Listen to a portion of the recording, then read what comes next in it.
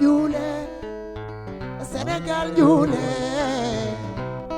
Jule oh Senegal ya yo kole didine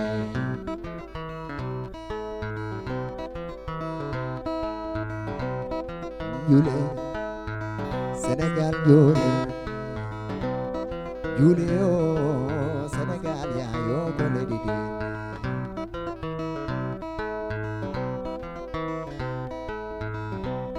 Jule Senegal Jule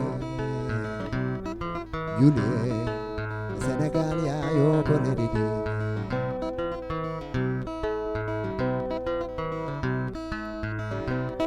Chako dena muda dena kore na Senegal Jule Jule oh Senegal oh kole didine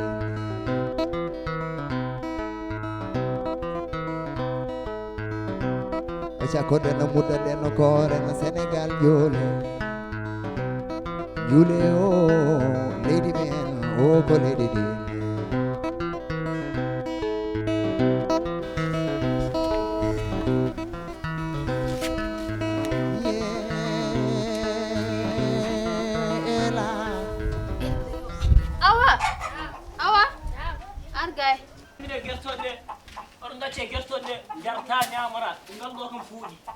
Anko go hedde julti mi yehi jeere mi nani yimbe ne be julti bari kon min gam ronki andini ko hedde julti bal sappo bole julti kay ko yetti ko foti heble nede ono hol ko para julde no wayni haajuji mon holko woni mon e julde onon kon julne heebe tan ko woni mon e julde neddo ko ya woni haaju mum an neddo ni wiye ko wondi dum e julde ko woni mon e julde julde ko farlaane foti wadede mbiya ko woni mi julde malade yaharani hoyno malade sen yaha rajo ko woni yaha les neddo ni wiye ko wondi dum e julde je ko woni haaju ko farla e hoore ma an farla ke ma an ka julne reedo an ko woni ma julde ka julne reedo ko hatta kam haali julde ko farla e koy horo mi namtu gote mon haaldo haalu julde horo mi namtu gote mon haaldo haalu julde mi haalni mon tan bab aran ko jirba julde haal Jeziner. Da? Jeziner.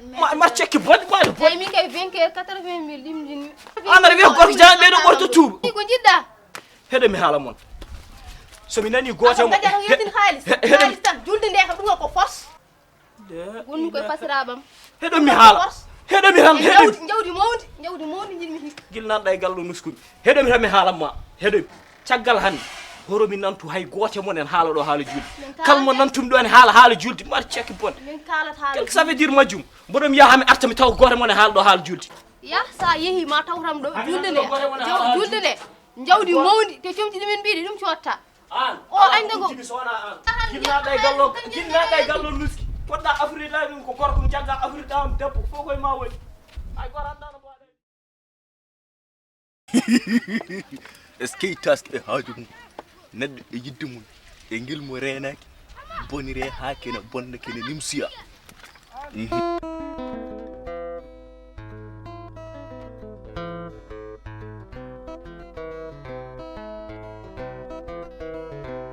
sama sahibi ye aussi Jule Senegal Jule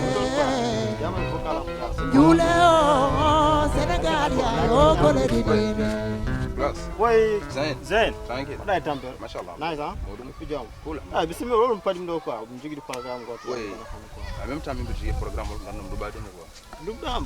Jogi programme. Class comprendre rek ay fadde mo li palna bur sogol dum wallahi. Man programme ma ko hollum. Famani? Mi jogi projet ngannanda hoore ma projet gor mawma ko projet gor chill.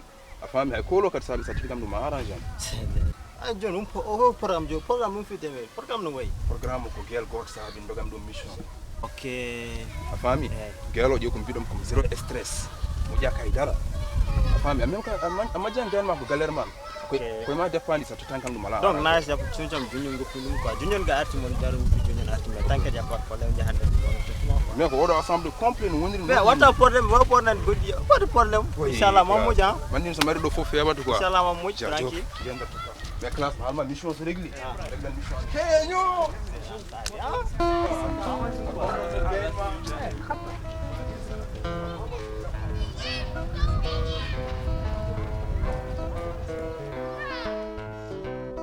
Jule Senegal Jule wonti ni ko wonay namdite ko jogaki fadde ha won feññina buri heppude ene nyaadira eyi